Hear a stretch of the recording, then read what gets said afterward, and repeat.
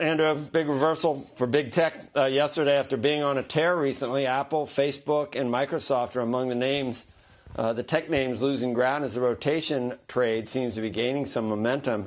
Talked about this a little earlier. Joining us now is Megan Horniman. She is Director of Portfolio Strategy at Verdant Capital Advisors, and Jacob Walthour. He is CEO and Managing Partner of Blueprint Capital Advisors. It's great to see you, Megan.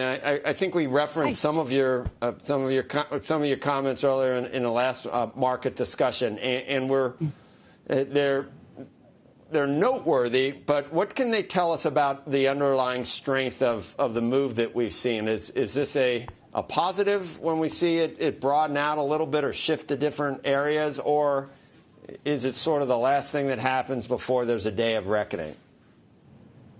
No, I think if you look historically at how we come out of bear markets or recessions, you tend to see some of those small caps, industrial type of names that rally out of the recession. But what we've seen here, because this has been such a unique recession, is that we're getting those high-flying tech names. And those high-flying tech names have benefited from the fact that we have been in this stay-at-home, work-at-home, and now learn-at-home mentality. So technology is what we've been using. Now that we're seeing some reopenings, much better news from the coronavirus front, from the health element, we're starting to see some shift.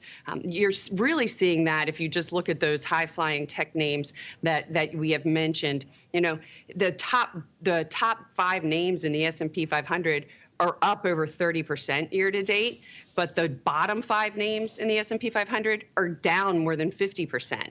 But just look at the last week alone. Just the last week alone, you're seeing those bottom 5 companies, they've rallied significantly. They're up over 8%, but actually those top 5 names now are down for the week. So this is more a breadth in the market. This is what you tend to see as we move beyond the recession and we get into that economic recovery.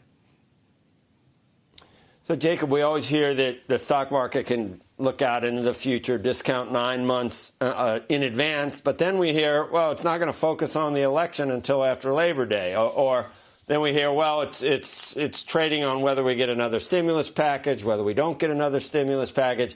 What is really the key drivers right now, in your view, of the daily movement we're seeing in the S&P?